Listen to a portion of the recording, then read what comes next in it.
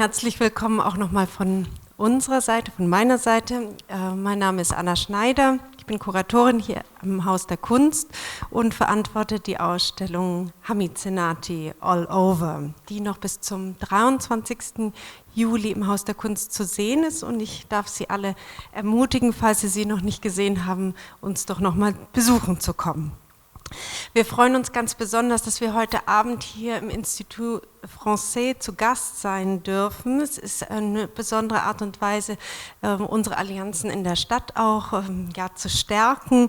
Und ich möchte mich natürlich an dieser Stelle bei Thibaut de Chambry und Heidi Chappé bedanken für die Gastfreundschaft, dass wir heute Abend hier sein dürfen. Ich möchte mich an dieser Stelle, wo wir gerade beim Dank sind, auch bei Valerie Krämer bedanken, die mich in den letzten Wochen bei den Vorbereitungen mit unterstützt hat. Der heutige Abend ist, wie gesagt, Teil des Begleitprogramms zur Ausstellung Hamid Zenati All Over. Und Ziel des heutigen Abends ist es, dem Münchner Publikum mit Dennis Martinez einen zentralen Vertreter der algerischen Gegenwartskunst vorzustellen. Der Künstler Dennis Martinez gehört der gleichen Generation an wie Hamid Zenati. Die beiden haben sich allerdings nie persönlich kennengelernt. In ihrer Arbeit verbindet sie dennoch die Auseinandersetzung mit Farben und zeichenhaften Formen, außerdem die Liebe zur Wüste sowie ein Leben fernab ihres Heimatlands. Dennis Martinez ist eine Schlüsselfigur der kulturellen Szene Algeriens nach wie vor. Sein vielseitiges Werk stellt die Grenzen der Malerei in Frage und entsteht häufig in Zusammenarbeit mit anderen. Es ist stark von der Natur um Oran, seinem Heimatort, inspiriert. Martinez bezieht sich aber auch auf die kulturellen Traditionen der Berber und der arabischen Völker. Mit dem Ziel, eine Qualität des magischen Zeichnens wiederzugewinnen. Ich hoffe, wir hören dazu mehr im Gespräch zwischen Natascha Lorenz und Dennis Martinez. Martinez studierte an den Kunsthochschulen in Algier und Paris und wurde 1963 Professor für Zeichnung an der Hochschule der Schönen Künste in Algier, wo er eine ganze Generation oder auch mehrere Generationen von Künstlerinnen nachhaltig beeinflusste. Dennis Martinez ist neben Choukri Mesli einer der Gründer der Gruppe Aouchem. Aouchem bedeutet zu Deutsch Tätowierung. Aouchem ist eine vom panafrikanischen Denken inspirierte Bewegung, die eine neue algerische Ästhetik suchte zu formulieren, indem sie sich an den indigenen Künsten der Vergangenheit orientierte und gleichzeitig für die Freiheit innerhalb des Ausdrucks eintrat. Nachdem Martinez 1994 während der schwarzen Dekade ins Exil gezwungen wurde, ließ er sich in Marseille nieder und lehrte von 1995 bis 2006 an den Kunsthochschulen Aix-en-Provence. Heute lebt der Künstler zwischen Frankreich und Algerien. Natascha Lorenz ist eine Autorin und freie Kuratorin und außerdem, wie Sie bereits gehört haben, Professorin für Kunsttheorie am Royal Institute of Art in Stockholm. Sie schreibt über zeitgenössische Kunst und Film mit dem Schwerpunkt auf der Darstellung von Gewalt und Dekolonialität in der Kunst und in Institutionen. Sie ist außerdem Autorin des Katalogs zu Hamid Zenati, der demnächst erscheinen wird, Ende Juli, Anfang August. Und ich darf Sie alle ermutigen, nach dem Buch Ausschau zu halten. Es wird wirklich besonders schön und auch inhaltlich interessant. Lorenz arbeitet derzeit, wie auch schon angedeutet wurde, zusammen mit der in Tours lebenden Künstlerin Massinissa Selmani an einem künstlerischen Forschungsprojekt über die 1000 sozialistischen Dörfer, das sich auf eine Mitte der 1970er Jahre in Algerien gestarteten Planungsinitiative konzentriert und damit auseinandersetzt. Mit Natascha Lorenz wird Dennis Martinez über die sozialen Aspekte von seiner Arbeit im Kontext Algeriens, über seine Entwicklung von Malerei hin zu performativen Aktionen sprechen. Begleitet wird ihre Diskussion von Ausschnitten aus dem Film Dennis Martinez, Un homme en liberté, ein Mann der Freiheit, ein Film über den Künstler von Claude Hirsch aus dem Jahr 2014 begleitet. Ja, für alle die noch Übersetzungshilfe brauchen, darf ich Sie an die zwei Damen hier in der dritten Reihe noch verweisen. Es gibt, wie gesagt, eine Simultanübersetzung ins Deutsche. Vielen Dank auch nochmal an der Stelle an euch beide, dass ihr uns heute Abend unterstützt. Ansonsten darf ich Ihnen jetzt alle einen anregenden Abend wünschen und ich freue mich auf das Gespräch. Bonjour. I will speak in French. So that Dennis Martinez can understand me. But in the question and answer, if anybody wants to ask a question in English, feel free. Donc je disais seulement que j'allais parler en français pour que nous, on se comprenne entre nous. Mais s'il y avait des questions, je suis libre de les prendre en anglais et les traduire. Merci d'être venu ce soir. Merci Anna, particulièrement pour son aide, pour son accompagnement et pour son attention à ces pratiques nées et nourries en Algérie qui me sont précieux, comme l'œuvre et la pratique de M. Dennis Martinez. On a l'honneur de vous avoir avec nous ce soir et on vous remercie aussi d'avoir fait ce trajet pour être en présence. Je sais que la présence et la vivacité est très important pour vous, donc c'est un honneur de vous avoir parmi nous. Comme le projet, votre pratique a déjà été présenté en grande ligne par Anna en allemand, je vais pas revenir sur votre parcours très très long de plusieurs décennies, sauf pour dire que moi j'ai connu votre pratique très très jeune. Et ça m'a accompagnée moi-même pendant 15 ans, pendant que je me posais des questions sur la relation esthétique produite, émergente en Algérie, surtout depuis l'indépendance, et comment elle pourrait nous montrer un moyen de tisser entre des systèmes esthétiques venus des anciens et ce que nous on vive en ce moment aujourd'hui. Et je trouve que tout au long de votre pratique, depuis les années 60, vous avez réussi à trouver un moyen de faire vivre des signes, de les faire vibrer dans le jour, dans votre jour le jour, mais aussi entre autres. Et donc, quand on a commencé cette discussion, comment présenter votre travail pour un public allemand à Munich, et on a commencé à parler de ce film qu'a fait Claude Hirsch, j'étais particulièrement attirée par les parties du film où on voyait très bien la méthodologie, votre méthodologie pour mettre en vie ces marques, ces dessins et ces signes, de les faire rentrer dans la vie de tous les jours de personnes, de gens, et de les faire partager entre personnes. Et donc j'ai choisi 3 parties de ce film, courtes, de 10 minutes, je pense, de 8 minutes et de 4-5 minutes, pour donner un peu d'épaisseur à votre pratique, pour que les gens puissent voir de quoi on va parler, mais aussi de nous donner peut-être une structure à la conversation et des exemples précis pour après rebondir sur une discussion plus large. Voilà ce que je vous propose ce soir et c'est tout ce que j'ai à dire en fait pour l'instant. Donc oui, si vous avez quelque chose à ajouter. D'accord.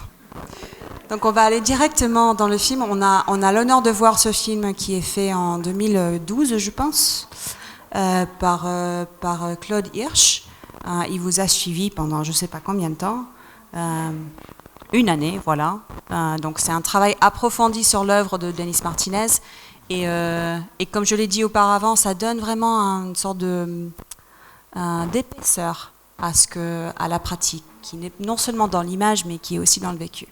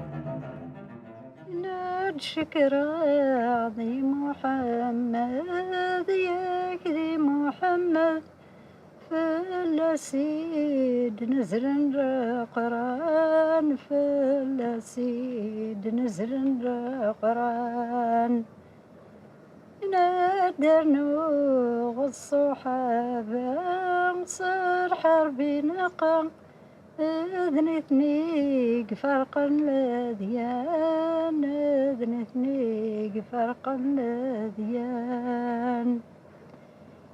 نادر نوغ المجاهدين يفعنا في الدين دبريدان سنية بان دبريدان سنية بان. Toute cette partie colorée, c'est Natacha Hadid qui a fait. Enfin, il y a un mélange entre le travail de Natacha Hadid et Denis. Denis, on voit les abeilles là. C'est lui.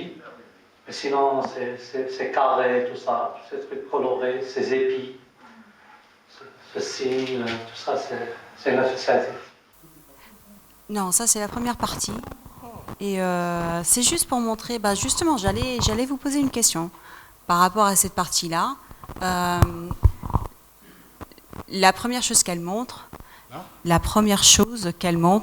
c'est deux formes de dessins. Il y a des dessins colorés, plats, qu'on voit la caméra, elle trace dessus. Et il y a les dessins faits sur les murs dans le village. Et j'aimerais bien, si vous pouvez évoquer cette différence, quelle place à chaque dessin dans votre pratique. Donc, les œuvres colorées, ce sont des œuvres faites en atelier, ce sont que j'appelle les œuvres d'exil qui font de 2 mètres sur 3 mètres et que le cinéaste a voulu filmer. Bon, on les a étalés sur un mur pour raconter une histoire. C'est-à-dire que chaque œuvre avait sa raison d'être. Et parallèlement, bien entendu, que ce qui montre dans le film, c'est mon intervention en Kabylie qui n'a plus ce n'est plus du tout la même conduite. Dans l'intervention graphique sur les murs dans les villages en Kabylie font partie d'un festival que nous avons créé en 2004 avec deux camarades, Hassan Medraef et Salah Silem. Nous avons décidé après les années noires, après les années de terrorisme, etc., de reprendre le terrain en 2004 dans des villages qui étaient en attente. C'est-à-dire qui attendaient pour qu'on reprenne le terrain culturel et qu'on ne laisse pas aux monstres du terrorisme. Donc, on avait décidé que à chaque fois, dans un des lieux du village, j'interviendrai. En dehors des autres activités, parce qu'un festival, c'est quoi? Prise en charge entièrement par les habitants des villages, c'était la musique, du théâtre, des contes et des conférences et autres. Et donc, moi, j'intervenais dans un lieu, un lieu de rencontre, en général, un lieu de rencontre qui avait déjà un vécu. Et je me proposais, avec l'accord du village, de faire une intervention graphique qui n'était pas faite pour faire œuvre artistique, mais pour un dialogue avec le milieu.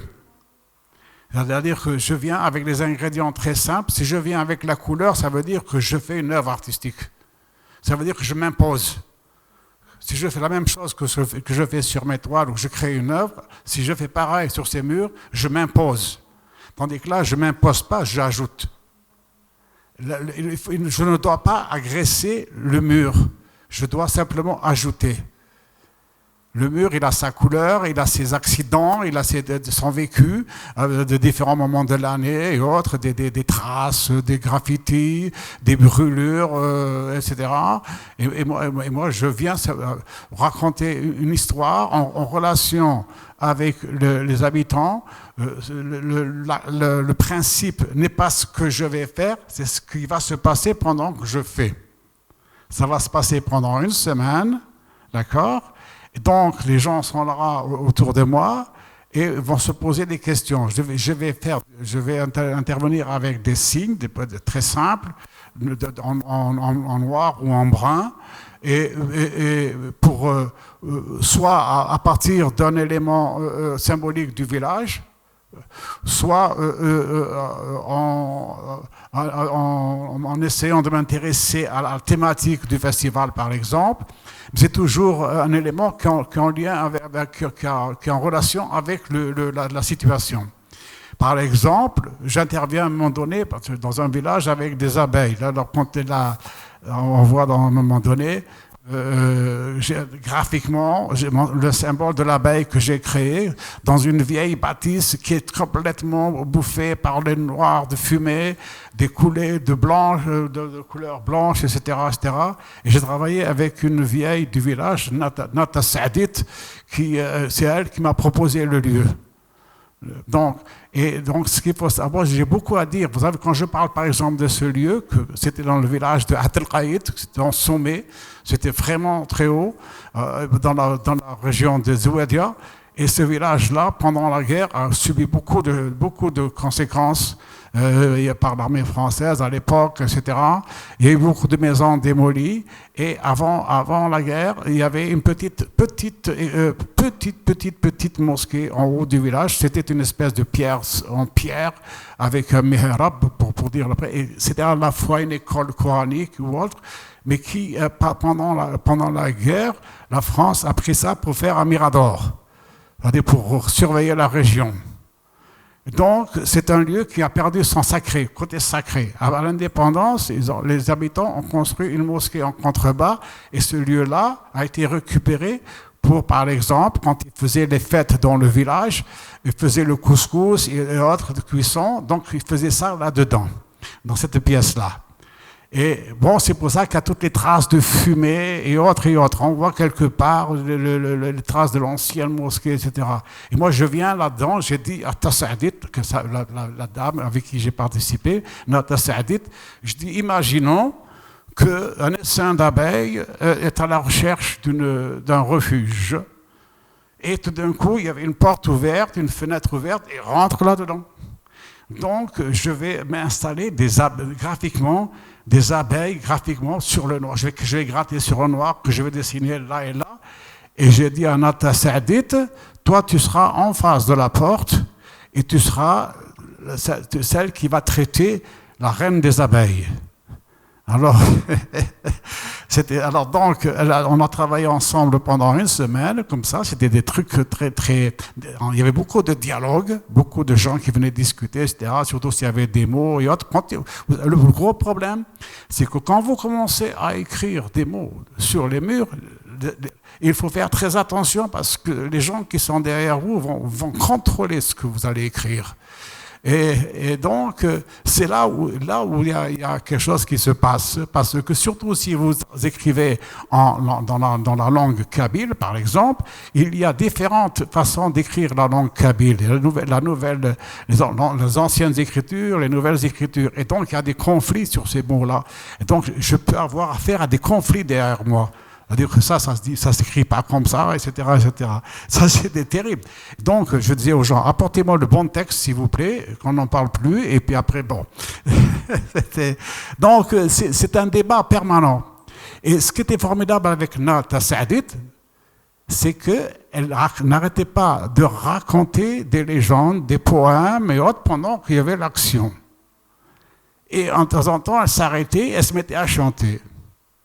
Des chants anciens, des chants de sa mère, son père, etc.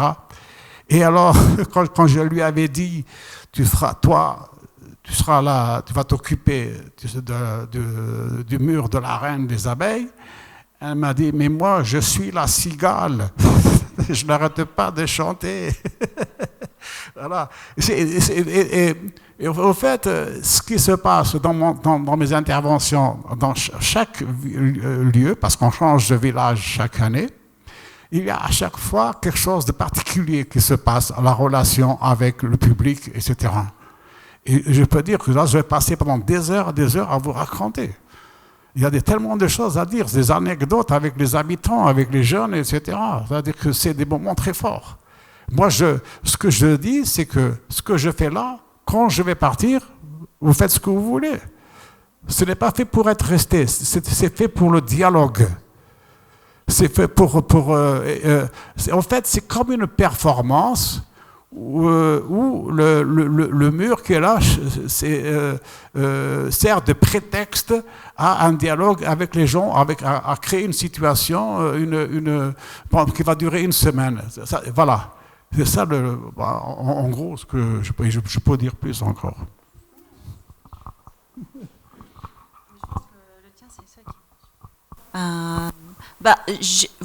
J'allais poser une question justement sur après la question formelle, une question sur le côté social. Mais peut-être, et vous avez répondu à cette question, comment est-ce que ces dessins, ces lieux, ces contextes, ces salles produisent aussi un effet social. C'est-à-dire que, en fait, dans toute ma trajectoire d'artiste, il y a eu des moments différents qui sont liés aux événements, etc. Mais mon rêve ancien, c'était d'arriver un jour à être comme cette espèce d'artiste de la tribu qui vient et qui va dire des choses sur un espace du lieu, du village ou autre, qui n'est pas considéré comme une œuvre d'art. C'est-à-dire c'est un acte, comme je disais moi, que dans les termes anciens pour désigner les pratiques graphiques du temps des peuples anciens, le mot art n'existe pas, mais par contre c'est acte de vie. Alors moi, je suis beaucoup plus dans cette démarche, acte de vie. Je suis en train de faire quelque chose qui va avoir un sens sur le moment, qui va avoir un moment de partage et qui après, va laisser place à une autre vie. Moi, je disais aux gens, vous pouvez tout repeindre après quand je pars. Si ça ne vous plaît pas, c'est pas un problème. Alors, je vais vous raconter une histoire. La première intervention que j'ai faite en 2004, c'était dans une tajmet. Le tajmet, c'est le lieu de réunion du comité du village. Hein. Donc, c'était une tajmet qui avait été rénovée.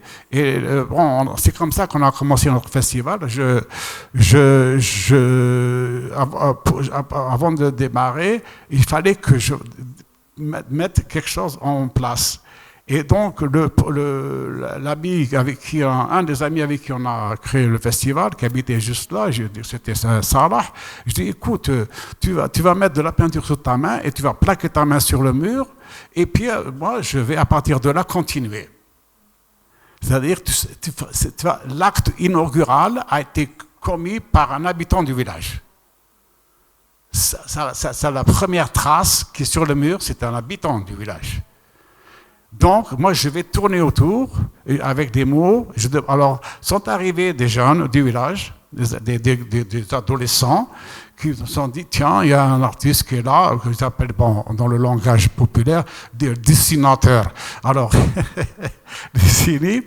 Alors, il me dit, bon, l'artiste, à cette époque-là, en Kabylie, et encore maintenant, les gens sont, comment on appelle ça, il y a le culte de la personnalité par rapport à des chanteurs très engagés. Les chanteurs très très engagés, que ça c'est soit Lounes Haït Mengelet, Ma'toub Lounes qui a été assassiné, etc. etc.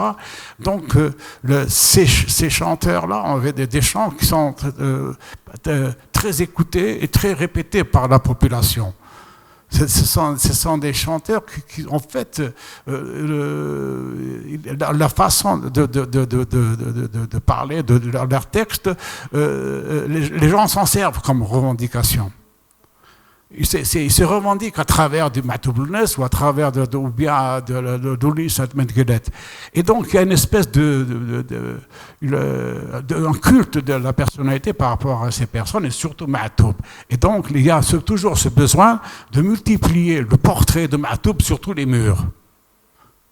Et donc, moi, quand ils ont su que j'allais intervenir, ils sont venus avec un grand poster de Matoublounes et ils m'ont demandé que je peigne ce portrait. Parce que pour eux, l'artiste, c'est celui qui va faire ce que les autres veulent. Alors, tu vas nous peindre Matoublounes. Et moi, c'est un gros problème. J'ai dit, bon, j'ai demandé à quelqu'un pour traduire parce qu'il parlait en kabyle. J'ai dit, écoutez, Matoublounes, c'est un chanteur engagé. Il se bat pour la démocratie et la liberté d'expression. D'accord? Oui. Donc, imaginons que quelqu'un ne connaît pas Matoublounes, n'a jamais vu son visage et qui passe par là. Il va voir un visage. Il ne va pas voir le contenu des textes de Matoublounes dans ce visage. J'ai dit, bon, en plus, le contenu des textes de Matoublounes, c'est l'engagement, c'est la liberté d'expression. Je suis sûr que Matoublounes serait heureux que vous, à votre tour, vous fassiez œuvre libre. Et donc, œuvre libre, c'est quoi? Ce n'est pas répéter son visage. C'est faire quelque chose à votre tour. Alors, s'il vous plaît, maintenant, si vous êtes d'accord, prenez des cahiers, vous allez tourner dans le village et vous allez me ramener toutes les paroles que vous semblez intéressantes et que je vais mettre sur ce mur, en même temps que le reste. Et ça a commencé comme ça. Mais il y a un gamin qui m'a dit, oui, mais là, il y a quelqu'un qui a mis sa main, et mais moi aussi, je voudrais mettre ma main. Ah, d'accord. Bon, on prend le mur d'en face, mais je dis à condition, c'est que je puisse mettre ton prénom au milieu et que je fasse ce que je veux autour. Et j'ai eu un défilé de gamins. Tous les gamins du village voulaient avoir leurs mains. Donc le mur a commencé à se remplir avec tous les prénoms, Et il y avait de moins en moins de place, il fallait que je déborde. Et j'étais obligé de donner une limite d'âge. Une limite d'âge, c'est-à-dire à 14 ans plus haut, c'est fini. D'accord? Et donc, après arrive une maman avec son bébé. Elle me dit, je peux mettre la main de mon bébé sur ce mur? Ok, d'accord. Après arrive une autre maman qui dit, ma fille, elle n'est pas là, est-ce que je peux mettre ma main à sa place? Etc., etc., etc. Et à côté, il y a un monsieur âgé qui habite dans le coin, qui passe avec tous les matins comme ça avec sa canne pour aller sortir du village, pour aller jouer aux cartes ou aux dominos, je ne sais pas où. Et donc, il passe par là, Cheikh Tabesh, et qui s'arrête et qui voit les jeunes comme ça avec leurs mains. Il leur dit, en kabyle, il va leur dire, vous savez ce que vous avez fait là? dans ce lieu qui est sacré, le Tajmet, en mettant vos mains sur ce mur, en fait, sans le vouloir, vous avez juré que vous alliez respecter cet endroit. Ouh là, ils étaient figés. C'est-à-dire qu'ils ne pouvaient plus. Donc, c'était un peu. Les gens m'ont remercié d'avoir fait cette action-là qui a redonné de l'honneur à cet espace. Et voilà, je pars. Qu'est-ce qui se passe? Je reviens l'année suivante pour voir comment la situation de la chose. J'arrive dans le village, on me dit, oh la catastrophe, ils ont fait des bêtises sur les murs. Alors, j'ai dit, attendez, on va voir ce qui va se passer. Ça veut dire que l'œuvre va continuer à se faire.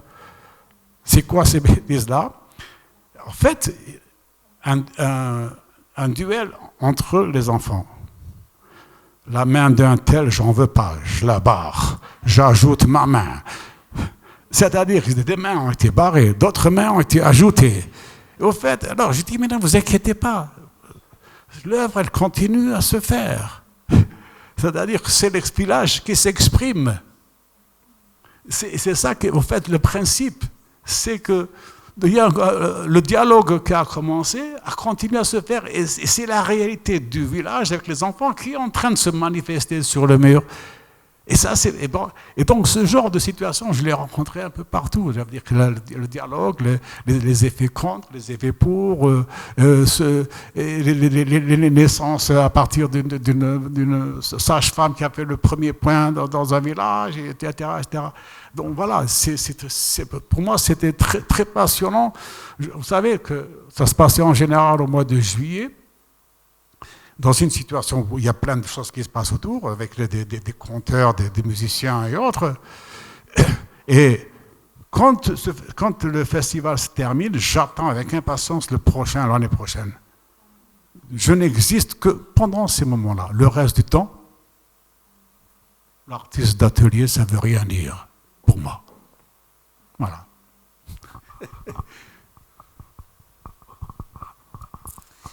On va continuer à parler d'autres lieux et de voir d'autres contextes. Mais peut-être la prochaine partie du film qu'on va regarder, c'est éphémère, mais c'est les dessins que vous avez faits au sol dans le désert, dans le Sahara, en 92. Et c'est un film que vous m'avez dit a été filmé par votre compagne.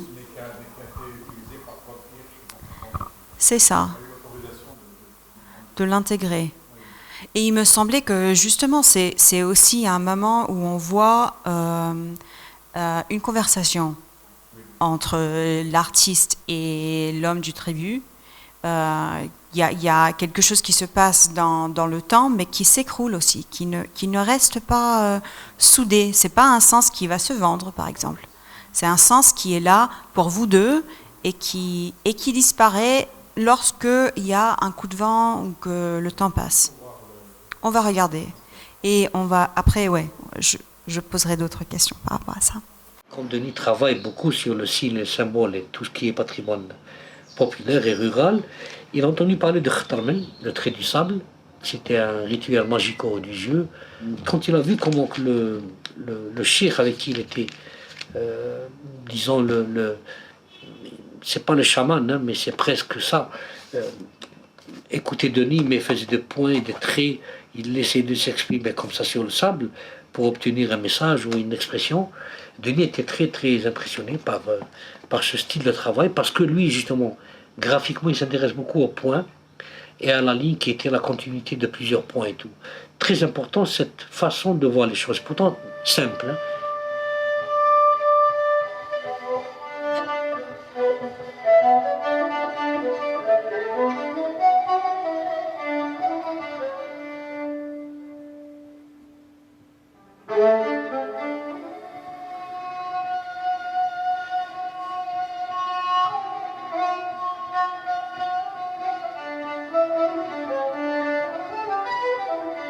la série de travail sur Khatarmel, des signes, des figures qui sont d'une symbolique sacrée chez les Touaregs, qui va lire et dire leurs mythes, leurs croyances, etc.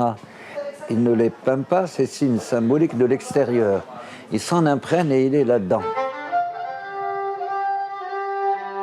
Chacune de ces tribus-là avait son rituel à elle, ses couleurs à elle, ses signes à elle, mais il y avait une écriture qui les rassemblait tout, qui était le tifinagh, qui donne les signes et les symboles, dont nous, on s'influence jusqu'à présent.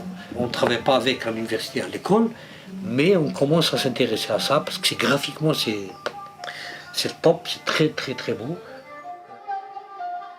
Il est dans ce monde qui est à la fois le monde onirique, mais également qui est le monde de l'inconscient. Le rêve, l'inconscient, est quelque chose qui le travaille beaucoup dans sa création. Donc ma première question, elle est toute simple. Comment est-ce que le film qu'on a vu de 92 et ces dessins, utilisation de signes sacrés dans le sable, comment vous êtes arrivé jusqu'à là? C'est au cours d'un voyage dans la région de Janet, c'est le plateau de Tassirine Hajar, où j'ai eu affaire à. On était 3 ou 4 dans ma campagne. On avait affaire à des guides. Il y avait 3 guides. Un qui s'occupait du parcours et l'autre qui s'occupait du ravitaillement. Alors il y avait un Touareg algérien, un Touareg malien et un Touareg nigérien. Et c'était le hasard. Hein. Et ce qui s'est passé, c'est que le soir, quand on se retrouvait dans les campements, j'ai remarqué quand on était autour du feu, je voyais faire des choses sur le sable. Les Touaregs maliens qui faisaient des trucs comme ça, tac, tac, tac, avec des... Bon, un autre jour, j'ai vu le Touareg algérien qui s'était mis sur le côté, qui s'était en train de faire aussi des trucs sur le sable, comme ça. Et j'ai dit, mais c'est quoi? Qu'est-ce qui se passe là? Il m'a dit, on est en train de poser des questions au sable pour le lendemain. C'est ce qu'on appelle en français la géomancie. C'est une pratique qui est ancienne, qui a des sources très lointaines en Asie, mais qui est rentrée en Afrique avec les nomades et autres, que ça a pris de différentes appellations, mais chez les Sahariens, ça se pratique sur le sable, avec différents signes, une manière d'obtenir une série de symboles hein, à partir de points. Et c'est passé après au Moyen-Âge en Espagne, et c'est rentré dans la science, dans les sciences occultes de l'époque, au Moyen-Âge en Europe, et ils ont appelé ça la géomancie. Alors que c'était khatarmel, c'est-à-dire le trait, la trace sur le sable, l'origine. C'est passé ensuite avec des noms latins et tout dans les pratiques du Moyen-Âge. Ça se faisait sur le papier par contre. Mais dans le désert, ils ont gardé les nomades Touareg et autres avaient gardé cette pratique, des questions toujours par rapport au lendemain. Et moi, quand j'étais donc intrigué par ça, je vis ça dans ma tête parce que moi, ce qui m'intéressait, c'est que la base principale de cette pratique était l'utilisation de points. Et ça m'intéressait parce que le point, pour moi, c'est important. Donc, on rentre, et puis après, on rentre à Alger, etc. Après, je vais voir le responsable, un des responsables du plateau de Tassirine Hajar. Je lui ai parlé de ça. Il m'a dit, écoute ça, donc si tu veux, je t'envoie chez quelqu'un qui va t'enseigner ça. Donc, je suis redescendu à Janet et m'a mis en relation avec un très grand guide de la région qui s'appelait Brahim Agbahos et qui m'a entraîné en dehors de Janet. On partait pour des journées, lui et un autre, et il me faisait des démonstrations de toutes les pratiques graphiques sur le sable, soit à caractère divinatoire, ou à caractère pédagogique. Parce qu'il faut savoir que dans les campements Touareg, il y avait un enseignement qui se faisait, que c'est en général pratiqué par les femmes, qui enseignaient l'alphabet tifinagh aux jeunes, l'alphabet. Mais ils apprenaient ça sur le sable. Le support d'expression était le sable. Il n'y avait jamais eu de papier. Et donc, il y avait ça, plus en plus, c'est-à-dire que quand ils décidaient de partir à la chasse, par exemple, il y a des gens qui partaient 2 jours, 3 jours avant sur les pistes, et quand ils observaient quelque chose, ils avaient une manière de faire des signes sur le sol pour informer ceux qui venaient derrière. Genre, ici, il y a 4 gazelles, ou etc. Mais c'était des signes particuliers. Ou alors, attention, par exemple, quand il y a un endroit où il y a des serpents qui se cachent dans le sable, ils savent dessiner quel est le type de trace qu'il faut tracer sur le sable pour... Voilà. Donc, il y a le sable, en fait, est l'unique support d'expression des nomades. Et bon, j'ai donc appris la pratique de Khatarmel, que j'ai ensuite utilisé dans certaines de mes peintures. Bon, il faut le voir, c'est-à-dire que... Mais après, ce qui m'a intéressé après par la suite, c'est la relation de l'expression graphique elle-même sur le sable, avec des éléments, des ingrédients très simples, le trait, le point, et le rapport à la lumière. C'est-à-dire que, bon, on décide, on part, c'était soit le matin à l'aube, ou soit en fin de journée. C'est-à-dire, c'est à l'aube, le soleil est rasant, et en fin de journée, pareil. Et donc, mais c'est plus intéressant quand c'est le matin à l'aube, parce que les dunes, la croûte est encore vierge. La peau des dunes est encore vierge. Il y a quelques traces d'insectes qui se sont trimballés la nuit, comme ça. Autrement, c'est très vierge. Donc, quand vous lancez une ligne, la lumière la rend visible. C'est terrible, c'est-à-dire selon l'éclairage. Et si vous marchez et que d'un coup il y a des herbes qui poussent par là, ou un objet qui a été abandonné, etc., qui crée une ombre, donc hop, je décide tout de suite de faire quelque chose avec ces ombres projetées et d'ajouter d'autres éléments graphiques. Alors je joue avec le rôle de la lumière sur les éléments déjà existants et le graphisme que je vais ajouter. Mais c'est rapide, c'est-à-dire je continue à marcher et je vois ailleurs. Et quand ça se passe par exemple en fin de journée, il faut faire attention parce que à peine vous allez terminer, quand le soleil se couche, le vent se lève et il efface. Vous voyez le vent qui pousse le sable et qui est en train d'estomper tout ce que vous avez fait. Ça, c'est le vent. Et ça, c'est magnifique à voir aussi, comment une image qui était très nette, tout d'un coup, commence à disparaître avec un vent léger, comme ça. Bon, mais... Et le rapport à l'environnement dans le désert est très fort parce que vous êtes dans une immensité très, très, très large. Et puis tout d'un coup, il y a quelques éléments là autour de vous qui vous donnent envie de faire des choses, mais ça va disparaître au fur et à mesure que vous avancez. Et c'est ça, c'est cette espèce de magie très forte parce que moi je me rappelle... il y avait un de mes anciens étudiants, Beaux-Arts d'Alger, qui était parti travailler dans le sud. Rajah, il s'appelait Rajah. Il s'est parti travailler dans le sud, dans la région de Ghardaya. Et puis un jour, je lui revenais à Alger, je lui ai dit ça va, il m'a dit c'est terrible. Il m'a dit quand je sors de chez moi, que je fais dans le désert, je me rends compte en fait, que je ne suis rien. C'est-à-dire que l'immensité vous submerge. C'est quand vous êtes en pleine mer comme ça, je me rends compte que je ne suis rien. Et donc, je prends conscience de cette réalité-là. C'est-à-dire comment exister. Voilà, ça c'est terrible.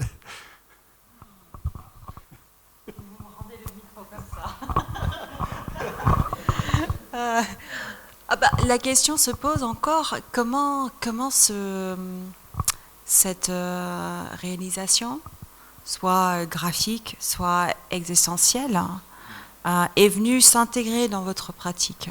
Comment vous avez absorbé ce que vous avez appris dans le désert, dans la pratique de peinture, entre autres? Si elle est intégrée, peut-être non. Oui, non, mais là, ce qu'il y a, c'est qu'en fait, non. C'est-à-dire que ce que j'ai découvert sur ce parcours était quelque chose qui était en attente. Parce que dans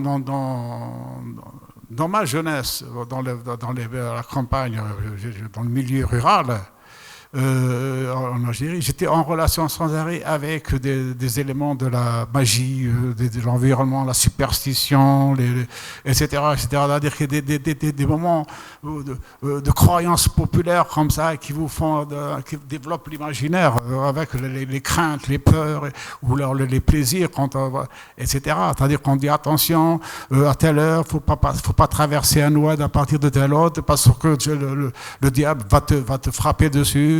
Etc. C'est-à-dire il y a des peurs et des joies hein, aussi. Par exemple, quand il pleut, l'argile est mouillée, et alors, c'est formidable parce que quand l'argile est mouillée, on peut en faire plein de choses, en fabriquer des objets. Là, les enfants, on se met à pétrir l'argile et à fabriquer plein de choses avec, etc.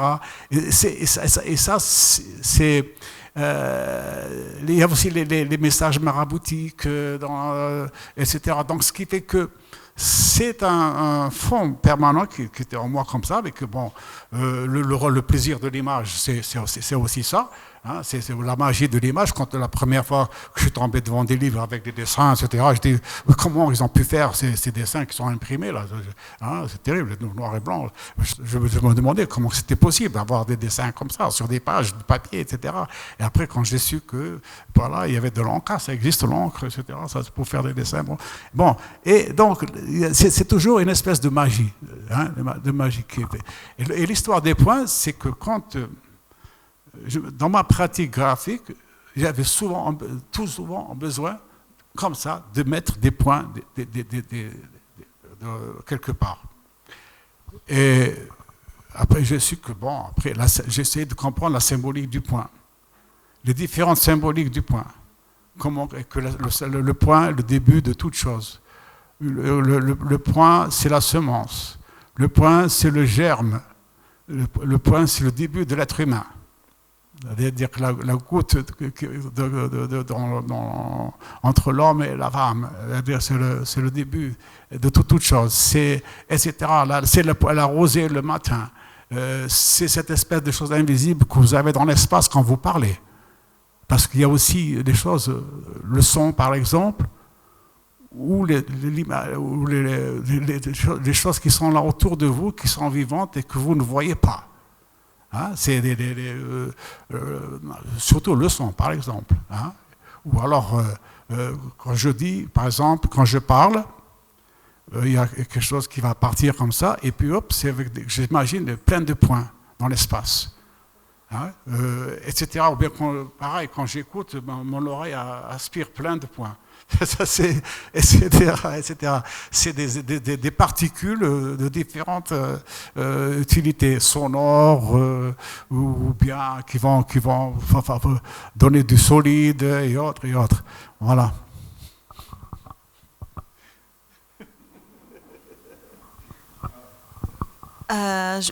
On a un dernier morceau de vidéo qui touche à ce point-là, qui tourne autour de...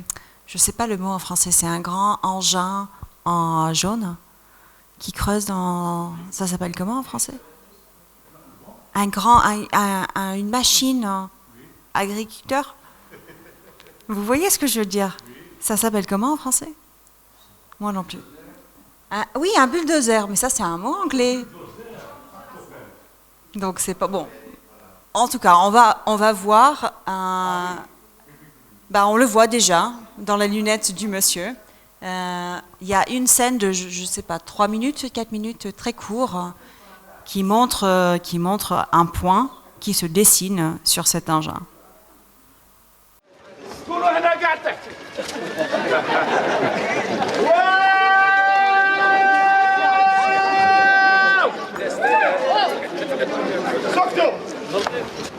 À l'occasion de cet événement, j'ai demandé de me permettre d'intervenir sur un engin qui, pour moi, symbolise hommage à tous ceux qui ont fait de l'Algérie ce qu'elle a pu être jusqu'à présent, contre vent et marée. Hommage à tous les bâtisseurs, c'est-à-dire que ce soit dans le domaine de la culture, de la science, de l'architecture, etc. Les morts et les vivants, ceux qui sont partis avec la violence, ceux qui sont partis normalement, ceux qui sont là et qui continuent à activer. Hommage aux bâtisseurs, hommage à ceux qui arrivent à contredire la négation. J'ai pour habitude de faire le premier point inaugural par une personne symbolique. Plusieurs, de cette minute, j'ai choisi une personne et je choisis Amer Hashmi.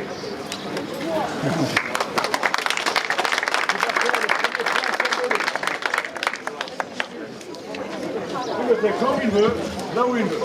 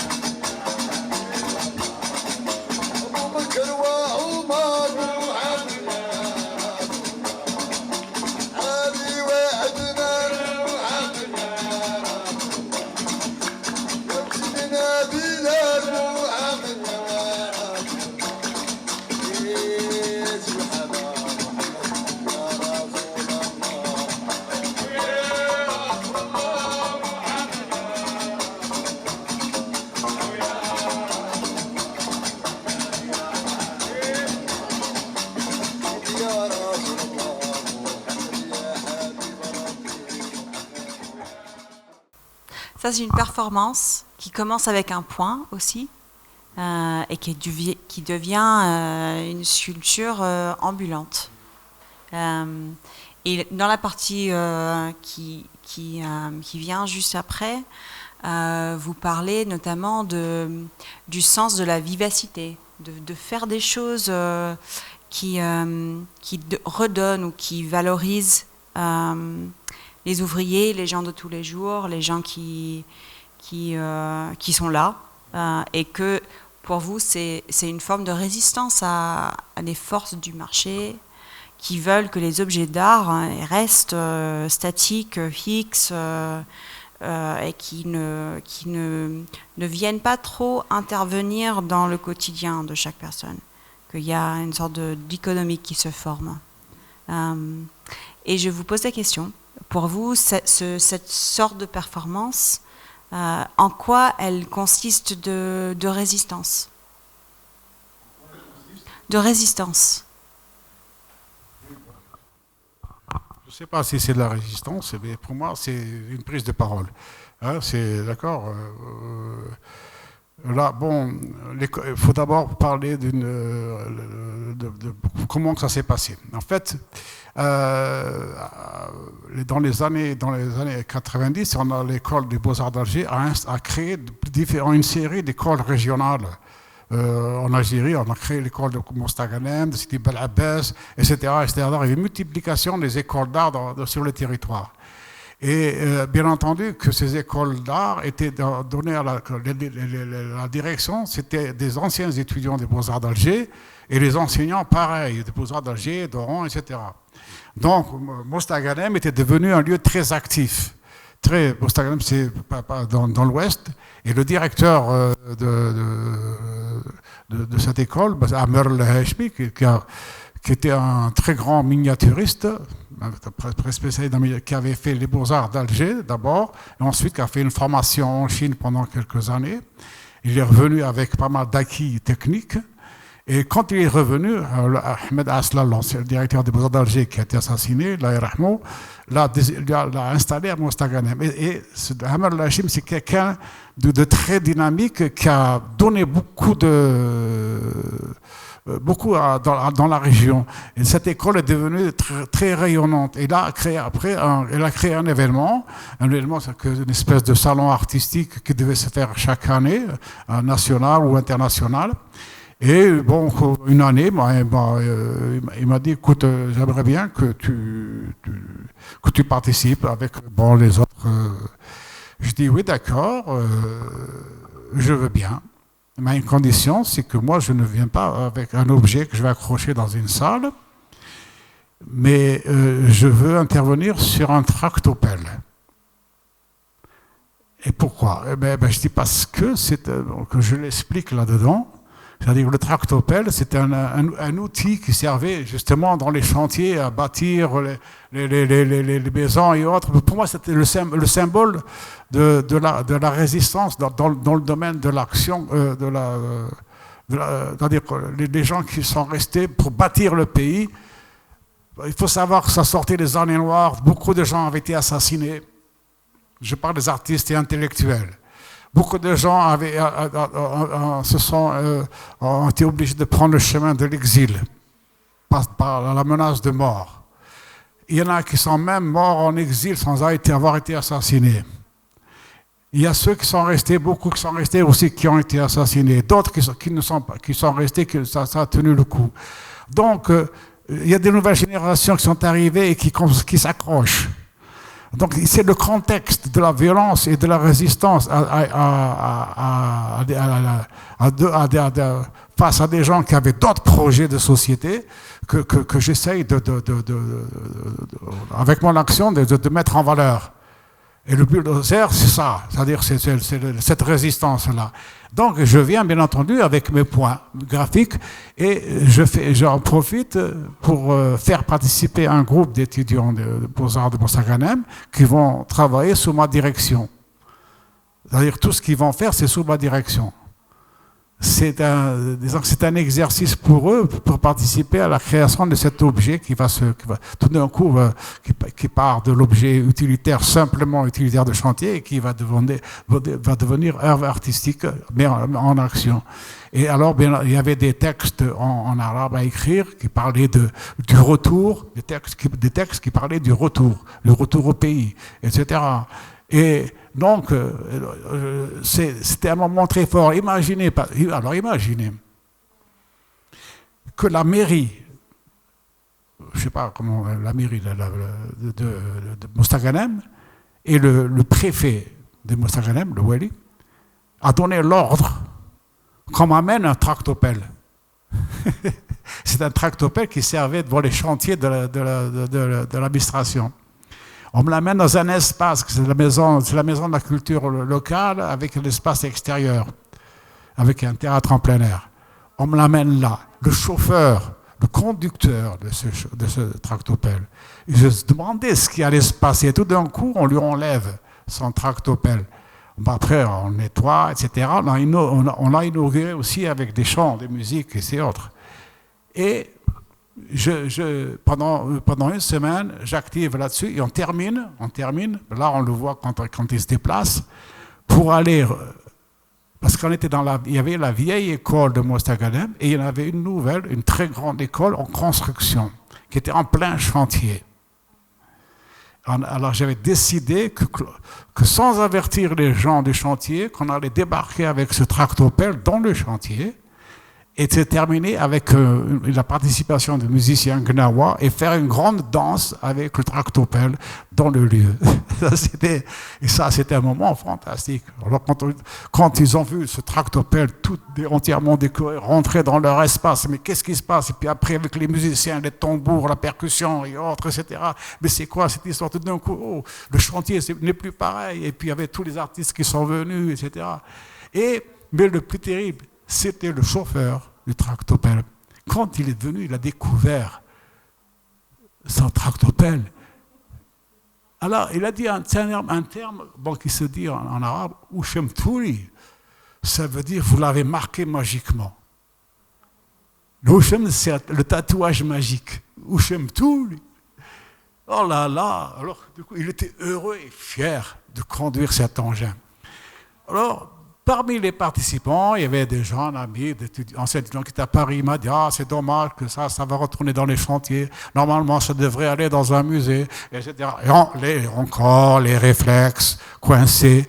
Pourquoi une œuvre d'art doit-elle obligatoirement aller dans un musée? Pourquoi l'œuvre d'art ne peut être pas simplement quelque chose d'éphémère qui va avoir un vécu à un moment donné, puis après elle repart à sa fonction habituelle?